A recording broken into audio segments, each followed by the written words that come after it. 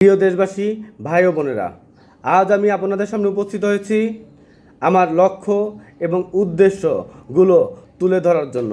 আপনাদের সামনে বাংলাদেশের জনগণ, আমরা বিভিন্ন জাতি, বিভিন্ন শ্রেণী, বিভিন্ন গোষ্ঠী আমরা একসাথে বসবাস করতেছে, কিন্তু আমাদের পূর্বপুরুষরা যারা ছিল তারা বিভিন্ন জায়গা থেকে এই বাংলাদেশে এসেছে। তার মানে আমরা বিভিন্ন জাতি গোষ্ঠী থেকে একসাথে হয়ে বাংলাদেশে বসবাস করছি। তাই সেই ক্ষেত্রে আমাদের সাথে অনেকের মতপার্থক্য, একজনের সাথে আরেকজনের মতপার্থক্য থাকতে পারে এবং একজনের সাথে অন্যজনের, একটি গোষ্ঠীর সাথে অন্য গোষ্ঠী, অন্য দল, গ্রুপ এবং বিভিন্নভাবে আমরা আসলে কখনোই একসাথে মিলিত হতে পারিনি, অথবা আমরা কখনো একটা সিদ্ধান্তে সকলে মিলে, বাংলাদেশের সকল জনগণ মিলে, বাংলাদেশের সকল জনগণ দল মত নির্বিশেষে সকল ধর্মের মানুষ সবাই মিলে বাংলাদেশের প্রশ্নে একটি সিদ্ধান্তে, একটি মতে কখনোই পৌঁছতে পারিনি। সব সময় দ্বিমত ছিল, প্রত্যেকটি সময় দ্বিমত ছিল।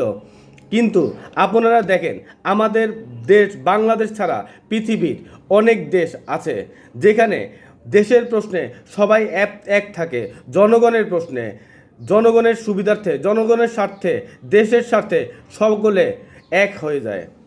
কিন্তু আমরা দেখা গেছে তার উল্টো, কারণ আমরা বিভিন্ন দলে বিভক্ত। আমরা এক হওয়ার চেষ্টা করলেও আমরা হাজারটা ভাগে ভাগ হয়ে যাই। প্রিয় দেশবাসী, প্রিয় জনগণ, আজ আমি আপনাদের সামনে বাংলাদেশকে কিভাবে একসাথে করা যাবে এবং বাংলাদেশকে, জনগণকে কিভাবে সচেতন করতে হবে, বাংলাদেশের মানুষের আকাঙ্ক্ষাকে কিভাবে জাতীয় আকাঙ্ক্ষা করা যাবে, এবং দলমত নির্বিশেষে এই জন্মভূমি, এই বাংলাদেশকে কিভাবে দেশপ্রেম জাগিয়ে তুলতে হবে জনগণের মধ্যে, আমি সেই বিষয়ে আজ আপনাদের সামনে আমার দফাগুলো এবং লক্ষ্য এবং উদ্দেশ্যগুলো তুলে ধরব। প্রিয় দেশবাসী ও ভাই বোনেরা, সকল ধর্মের নিজ নিজ ধর্মীয় প্রার্থনা আমরা বাধ্যতামূলক করব। সকল ধর্মের প্রত্যেকে, মুসলিম তার নামাজ আদায় করবে, বাধ্যতামূলকভাবে তার নামাজ আদায় করতে হবে। হিন্দু, খ্রিস্টান, বৌদ্ধ এবং অন্যান্য যত ধর্ম আছে সকল ধর্মের ধর্মীয় অনুসারীগণ নিজ নিজ ধর্ম পালন করবে এবং তাদের ধর্মীয় বিভিন্ন এই ধর্মীয় ইয়ার সময়, আজ মুসলিমদের যদি কথা বলি তাহলে মাহফিল, খুতবা এই সমস্ত জায়গায় তাদেরকে বক্তৃতার শোনার পাশাপাশি তার প্রসপেক্টাস লিফলেট আকারে সবাইকে দেওয়া হবে। কারণ হচ্ছে আমরা এখন এমন একটা সময় বসবাস করতেছি যেখানে বিভিন্ন গুজবের হার বেশি। মানুষ ইন্টারনেটের যুগে অনেক ভুল তথ্য তারা পেয়ে থাকে। তাই একমাত্র এই সঠিক উপায় তথ্য জানার, ধর্মীয় সম্পর্কে গুজব এড়ানোর এবং ভুল ব্যাখ্যা যেন তাদের কাছে না যায়, সেই জন্য একমাত্র উপায় হচ্ছে তাদেরকে ধর্মীয় সঠিক মূলটা সম্পর্কে তাদেরকে জানানো।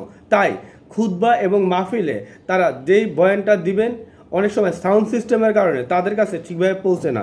তাই জাতীয় একটা ফোরাম করা হবে, সেইখানে তারা তাদের বক্তব্য, মাহফিলের বক্তব্য তারা ওখানে তারা নিজেরা লিখে ওখানে পেশ করবেন এবং ওখান থেকে আপডেট করে তাদেরকে দেওয়া হবে এবং এর এক কপি জনগণকে, মাহফিলে যারা আসছে তাদেরকে দেওয়া হবে এবং উনি অধ্যাপক অথবা হুজুর অথবা মাওলানা, উনি ইসলামিক পণ্ডিত, উনি বক্তব্য দিবেন। এবং সেই সাথে যখন একজন মাহফিল আগত শ্রোতা অথবা যে আসবে মুসলিম ভাই, উনি যখন একটা শুনবে এবং পড়বে, সহজে তার মনে এটা গেঁথে যাবে। তারপর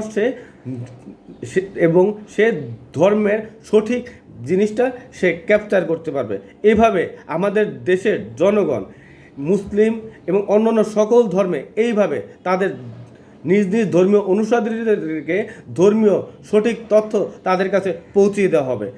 এতে করে হবে কেউ কুসংস্কার অথবা ধর্মের অপব্যাখ্যা কারো কাছে পৌঁছবে না, পৌঁছলেও সে সেটা খণ্ডন করতে পারবে, তার মানে সে সঠিক ধর্ম জানবে। প্রিয় ভাই বোনেরা, আমরা সকালে ঘুম থেকে উঠি, রাতে দেরি করে ঘুমাই এবং সকালে দেখা যাচ্ছে যে দেরি করে উঠি।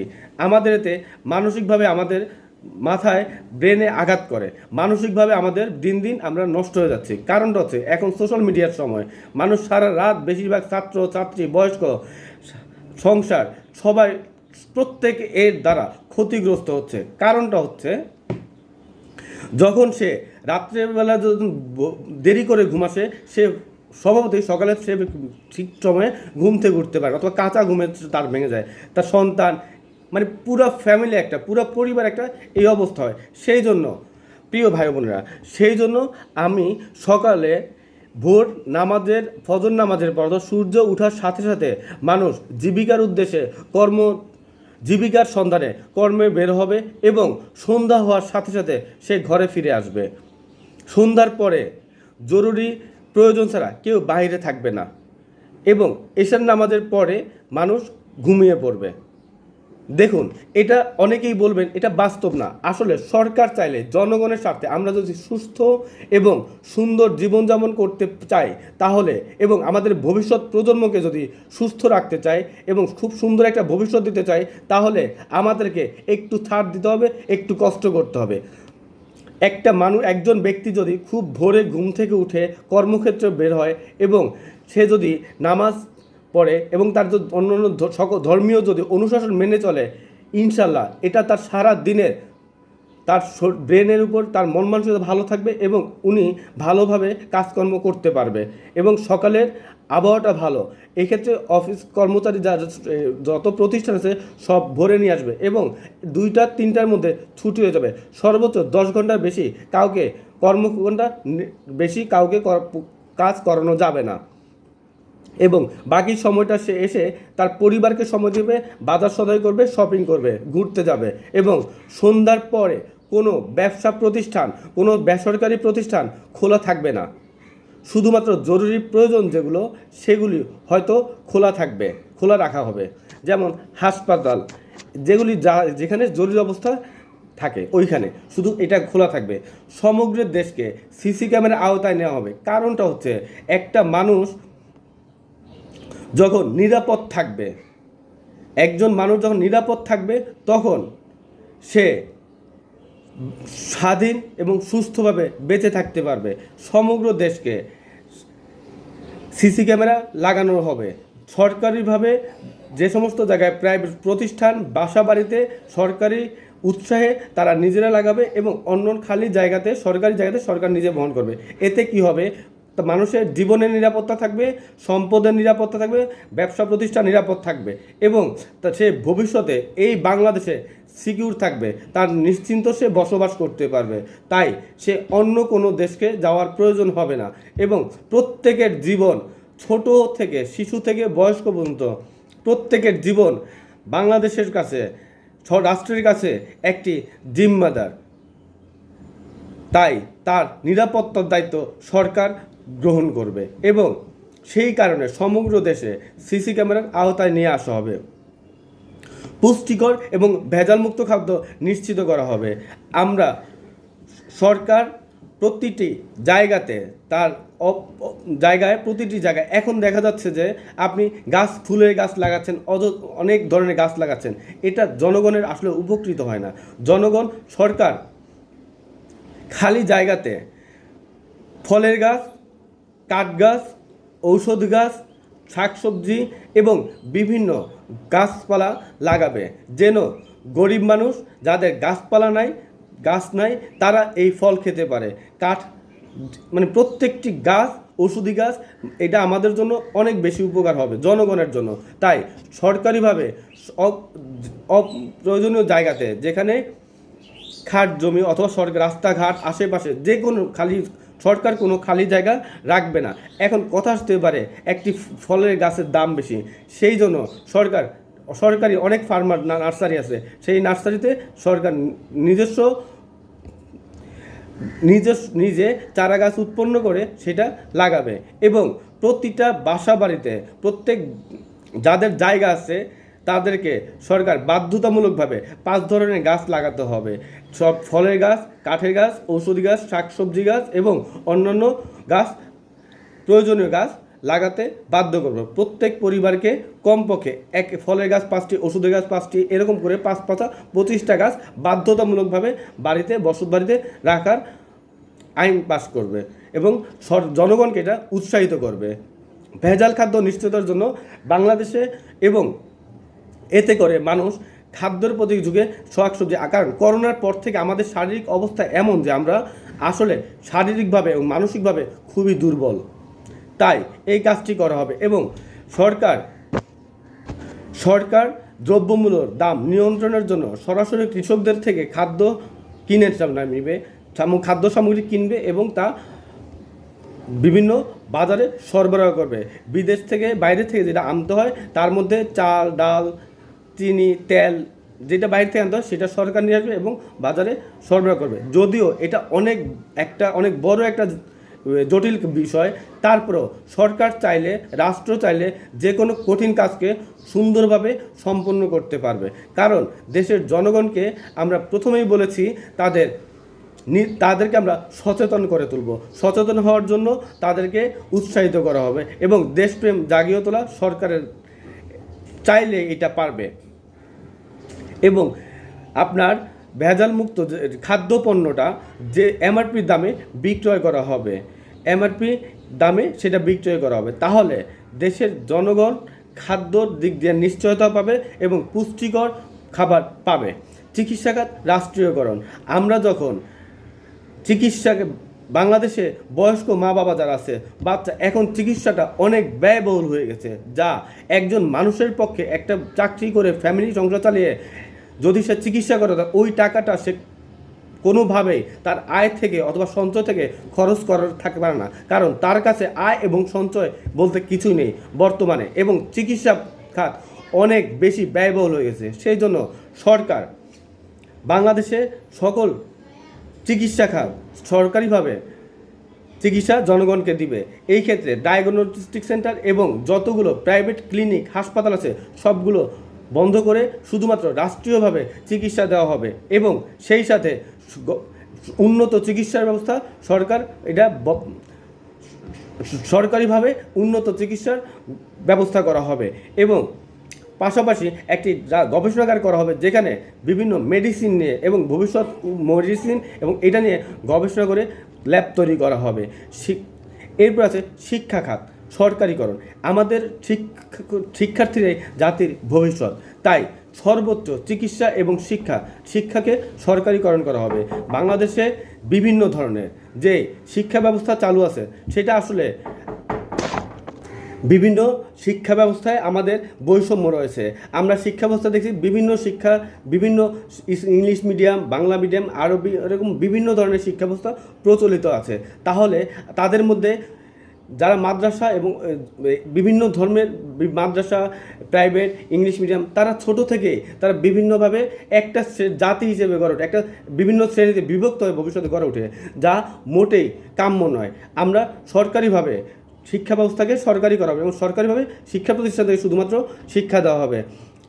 কিন্ডারগার্টেন থেকে যত প্রাইভেট বেসরকারি শিক্ষা ব্যবস্থা আছে সবগুলো বন্ধ করে সরকারিভাবে শিক্ষা ব্যবস্থা চালু করা হবে। একক বিবাহ প্রথা, আমরা বাংলাদেশে যত সমস্যা হচ্ছে তার সমস্যা, এবং আমি মনে করি যে একটি বিবাহ প্রথা যদি চালু করা হয় তাহলে আমাদের সমাজ অনেক বেশি সুন্দর এবং সভ্য একটা জাতিতে আমরা পরিণত হব। কারণটা হচ্ছে আসলে এখনকার বর্তমান যে আমাদের যে আমাদের সমাজ ব্যবস্থা, এবং এই জন্য আমরা যদি একক বিবাহ ব্যবস্থা চালু করি তাহলে জনগণ সবচেয়ে বেশি উপকৃত হবে। কারণটা হলো, দেখুন এখন বর্তমান সমাজ ব্যবস্থা এবং অর্থনৈতিক অবস্থা অনেকটা কঠিন, তাই আমি মনে করি যে একক বিবাহটা চালু করলে মানুষ মানসিকভাবে শান্তিতে থাকতে পারবে। দুইজনে পারস্পরিক সম্মান থাকবে এবং পরিবার, আত্মীয় স্বজনের সাথে একটা সুন্দর সম্পর্ক গড়ে উঠবে। এক সন্তান নীতি, এটা একটা ইম্পর্টেন্ট বিষয়। কারণটা হচ্ছে আপনারা হয়তো ভাববেন যে এইটা কেন, কারণটা হচ্ছে যে এক সন্তান নীতি আমরা ছোটোবেলায় দেখেছি একজন পরিবারে 4 ভাই 5 ভাই 2 ভাই 3 ভাই, দেখুন ছোট থেকে কিন্তু তারা হিংসা বিদ্বেষ নিয়ে বড় হচ্ছে। ওকে বড় ভাই এটা পাচ্ছে, আমি এটা পাচ্ছি না, বড় ভাই আদর বেশি পাচ্ছে, আমি এটা কম পাচ্ছি, বাবা বড় ভাইকে বেশি আদর করতে, ছোটো ভাইকে আদর করতে, এবং ছোটো ভাই মানে প্রথম সন্তানটা পৃথিবীতে সবার আগ্রহ নিয়ে আসে এবং তাদের ভালোবাসা অভাব হয় না, তাদের মধ্যে হিংসা বিদ্বেষ কিচ্ছু থাকে না। আপনি যখন আমাদের রাষ্ট্র ব্যবস্থা দেখুন, এখানে কখনোই একমতে পৌঁছানো যায় না। কারণটা কি জানেন? এইটাও একটা বড় কারণ আমরা সব পরিবারে যদি 4 জন 5 জন 2 জন 4 জন হয়, একাধিক হয়, তখন আমাদের একমত হওয়া কষ্ট, কারণ প্রত্যেকের নিজস্ব মতাদর্শ নিয়ে বড় হয়। আমরা তো আরেকজনের সাথে বিচার না করে আমরা আমার ফ্যামিলি থেকে রেষারেষি শুরু হয়, হিংসা বিদ্বেষ লোভ লালসা আমরা পরিবার থেকে পেয়ে থাকি, পরিবারের থেকে, এবং এটা আমাদের ভিতর থেকে আসে, কেউ আমাদেরকে শিখিয়ে দেয় না। আমরা ছোট থেকে দেখে দেখে বড় হচ্ছি এই বিষয়গুলো। তাই বাংলাদেশকে যদি আপনি ভবিষ্যতে সুন্দর এবং গুজব এবং সুন্দর অর্থনৈতিকভাবে এবং আপনি উন্নত রাষ্ট্র হিসেবে, আমরা উন্নত মানুষ হিসেবে গড়ে তুলতে চাই, তাহলে বাংলাদেশে এক সন্তান নীতি অবশ্যই বাস্তবায়ন করতে হবে। আপনি যদি একটু গভীরভাবে চিন্তা করেন তাহলে দেখবেন এটা কতটা গুরুত্বপূর্ণ। আজ আপনি যদি বলেন পৃথিবীর যারা উন্নতশীল দেশ, যারা আমরা আসলে টাকা চাই না, আমরা টাকা চাই না, আমরা ভোগ বিলাস চাই না, আমরা অনেক কিছু চাই না, আমাদের চাহিদা কম। আমরা বাংলাদেশি আবেগী মানুষ, তাদের চাহিদা খুব কম। তারা শুধু একটু চায় শান্তি, একটু চায় সুখে থাকতে। কারণ সারাদিন পরিশ্রমের পর সে বাসায় এসে একটু মানসিক শান্তি চায়, তারা একটু মানসিক শান্তিতে বসবাস করতে চায়। কিন্তু আমাদের এই বর্তমান প্রেক্ষাপটে এই ব্যবস্থাটা নাই, এবং কোনো সরকার এবং বাংলাদেশে আজ পর্যন্ত কোনো সরকার এই ধরনের জনবান্ধব কোনো চিন্তাভাবনা, জনগণের কল্যাণকারী কোনো কাজ তারা জনগণের জন্য করেনি। এবং তারা চেয়েছে বাংলাদেশের যতটা অস্থিতিশীল করা যায়, যত বেশি গ্যাদারিং করা যায়, তত বেশি তারা তাদেরকে ব্যবহার করতে পারবে, তারা তাদের স্বার্থ সিদ্ধ হাসিল করতে পারবে। এরপর আসুন টাকা, ভূমি এবং নারী সংক্রান্ত মামলা। বাংলাদেশে জমি জমা সংক্রান্ত মামলা অনেক বেশি। কারণটা কি জানেন? কারণটা হচ্ছে এই মামলাগুলো বেশিরভাগ দেখবেন হয়রানিমূলক হয়ে থাকে, একজনকে আরেকজনের করে থাকে, এবং এই মামলাগুলো দীর্ঘদিন ধরে একটা পরিবার ফকির হয়ে যায় এই মামলার একবার যে ঢুকে। এবং এই মামলাগুলো অত্যন্ত খারাপ জনিত মামলা। আমি মনে করি এই মামলাগুলো একমাত্র যদি সরকার চায় তাহলে দীর্ঘমেয়াদী না করে এই মামলাগুলোকে খুব সহজেই সমাধান করা যায়। সেই জন্য আমি সিদ্ধান্ত নিয়েছি, ইনশাল্লাহ এই সরকার এই ব্যবস্থা করবে যে কোথাও যদি ভূমি সংক্রান্ত মামলা হয়, জায়গা জমি সংক্রান্ত মামলা হয়, তাহলে যারা সমস্যায় পড়ছে তারা আদালতে যাবেন না, থানায় যাবেন না, শুধু থানায় একটা রিপোর্ট করলে ওখান থেকে এসে জায়গায় এসে তারা এটার সমাধান দিয়ে যাবে। সেটা আদালত পর্যন্ত যেন না করায় সেই ব্যবস্থা রাষ্ট্র করবে। কারণটা হচ্ছে জায়গার যে সমস্যা, সেখানে যদি আপনি পৌঁছতে না পারেন তাহলে দূরে বসে আপনি তার সমাধান করতে পারবেন না, আপনাকে সমস্যায় এসে সমাধান করতে হবে। সেই জন্য এই সমস্যা ভূমি সংক্রান্ত যে কোনো সমস্যায় ওখানে এসে সমাধান করে দেওয়া হবে। নারী ঘটিত নরনারী সংক্রান্ত যে কোনো মামলা 30 কার্যদিবসের মধ্যে সমাধান করা হবে। কারণ এটা যত দীর্ঘ হবে তত তারা মানসিকভাবে অশান্তিতে থাকবে। মানসিকভাবে একটা মানুষের এর চেয়ে বেশি মানসিক সমস্যার যার আছে সে জানে এর চেয়ে বড় সমস্যা আর কোনো নাই। তাই এই সমস্যাগুলো সমাধান করা হবে।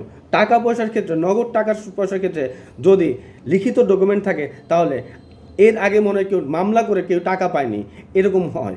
তাই এই বিষয়ে সরকার সচেষ্ট থাকবে এই সংক্রান্ত সমস্যা সমাধান করতে। যদি পাওনাদার দেনাদার টাকা দিতে দেয় ঠিক ব্যর্থ হয়, তাহলে ভবিষ্যতে সরকার তার আয় থেকে পাওনাদারকে টাকা পরিশোধ করবে, দেনাদারকে টাকা তার নিজের আয় থেকে সরকার ব্যাংকের মাধ্যমে যে কোনো ভাবে তার আয় থেকে তার টাকা পরিশোধ করার দায়িত্ব সরকার নেবে। রাষ্ট্রীয়ভাবে জাকাত আদায়, রাষ্ট্রীয়ভাবে জাকাত আদায় করা হবে। কারণ রাষ্ট্রীয়ভাবে যদি জাকাত আদায় করে এবং সঠিক বন্টন করতে পারে, সুষম বন্টন করতে পারে, তাহলে বাংলাদেশের গরিব মানুষ আমার মনে হয় থাকবে না, যদি সঠিক ভাবে বন্টন করতে পারে। তাই রাষ্ট্রীয়ভাবে জাকাত আদায় করা হবে এবং তা বন্টন করা হবে। শব্দ দূষণ, পানি, শব্দ, বাংলাদেশকে শব্দ দূষণ করা হবে, শব্দ মুক্ত করা হবে, শব্দ দূষণ মুক্ত করা হবে। শব্দ মানুষকে মানসিকভাবে ব্যাঘাত সৃষ্টি করে, মানসিকভাবে তাকে ক্ষতিগ্রস্ত করে। শব্দ নির্দিষ্ট মাত্রায় শব্দের বেশি করা যাবে না এবং বায়ুকে বিশুদ্ধ করা হবে। বিভিন্ন কলকারখানা আবর্জনা যেটা আছে সেইটাকে সঠিকভাবে নিষ্কাশন করে বায়ু দূষণ রোধ করা হবে এবং পানি যেটা ব্যবস্থা আছে নদী নালা যেই পানিটা, সেই পানির দূষণ বন্ধ করব। সাপ্তাহিক ছুটি 2 দিন ঘোষণা করা হবে। কারণ আমাদের শারীরিকভাবে এবং প্রত্যেকটি মানুষের বিশ্রামের প্রয়োজন আছে। প্রতিটি মানুষের পরিবার আছে, সন্তান আছে, স্ত্রী আছে, তার সমাজ আছে, সমাজের কাছে দায়বদ্ধতা আছে, তার বন্ধু আছে। মানুষকে সুন্দরভাবে বেঁচে থাকার জন্য তাকে 2 দিন সপ্তাহে ছুটি দিতে হবে এবং 10 ঘন্টার বেশি তাকে 10 ঘন্টার বেশি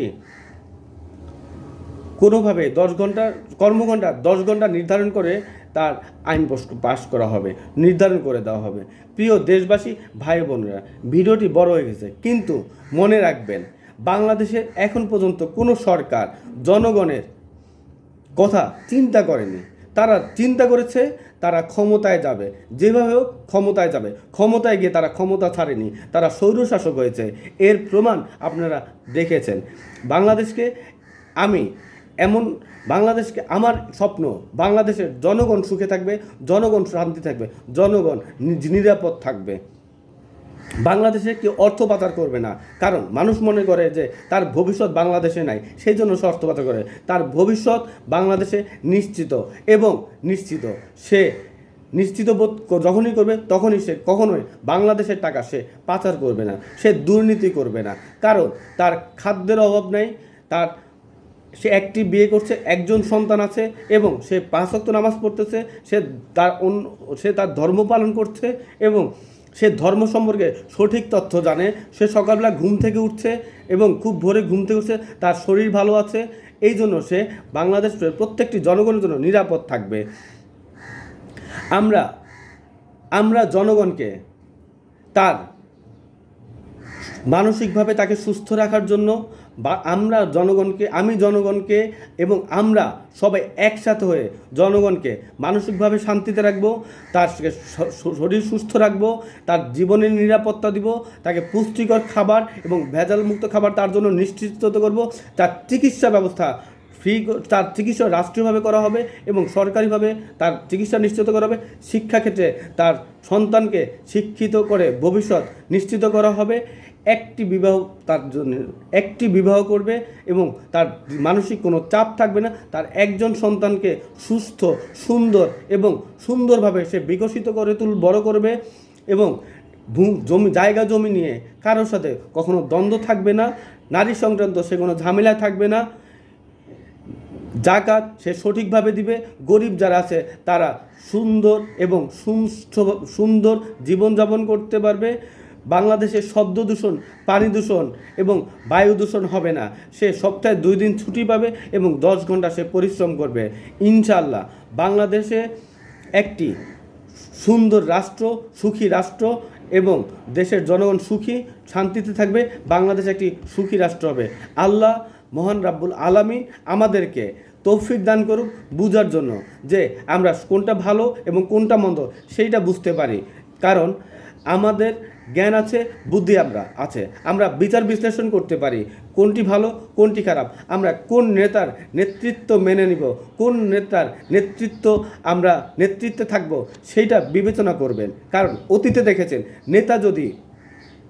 নেতা যদি তার অনুসারীদের ঠিকভাবে সঠিক জায়গায় সঠিকভাবে পথ দেখাইতে না পারে, তাকে সঠিক পথে রাখে, তাহলে নেতা সঠিক থাকবে।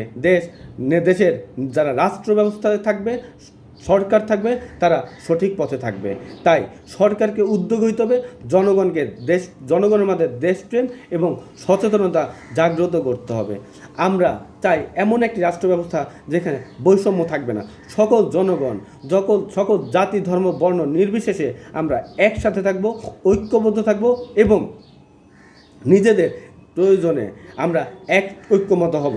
এবং সবচেয়ে বড় কথা হলো, আমরা বাংলাদেশের প্রশ্নে দেশের জনগণের বৃহত্তর স্বার্থে আমরা এক থাকব, একমত হব, আমরা দ্বিমত হব না। ইনশাল্লাহ আমরা যদি একমত হতে পারি তাহলে বাংলাদেশ মাথা উঁচু করে দাঁড়াবে বিশ্বের বুকে। আমরা কারোর সাথে, আমরা শান্তিপ্রিয় বাঙালি, আমরা কারোর সাথে ঝগড়াঝাটি আমরা করি না। আমরা বাঙালিরা আপ্যায়নমুখী হয়, আপ্যায়নে অভ্যস্ত।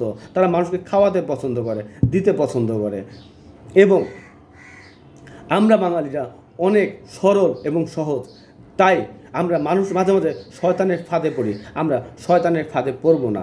ইনশাল্লাহ আমরা সঠিক পথে থাকব এবং আমরা সঠিক নেতৃত্ব বেছে নিব। আমরা ভবিষ্যতে এমন একটি সরকার গঠন করব যেন সেই সরকার জনবান্ধব হয়, জনগণের সরকার হয়। ইনশাল্লাহ আমি আপনাদের পাশে আছি। আমি আপনাদেরকে আহ্বান জানাই, আপনারা আমার সাথে যোগ দিন, আমার পাশে থাকুন। আমি আপনাদের পাশে থাকতে চাই এবং আপনাদেরকে সাথে নিয়ে আমি সামনে এগিয়ে যেতে চাই।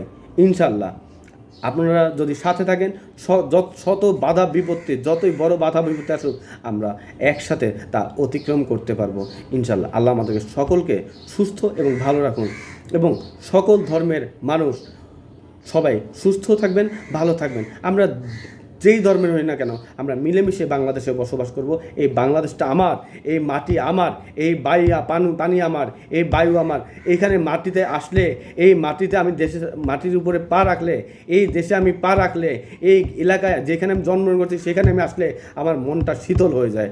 ইনশাল্লাহ আমরা চেষ্টা করব আমরা ঐক্যবদ্ধ থাকতে, আর আমরা একমত হয়ে পৌঁছাবো। আমরা কোনো শয়তানের ধোকায় পড়ব না, আমরা কোনো ভুল নেতৃত্বে থাকবো না। সবাই সুস্থ থাকবেন, ভালো থাকবেন। সবাইকে ধন্যবাদ।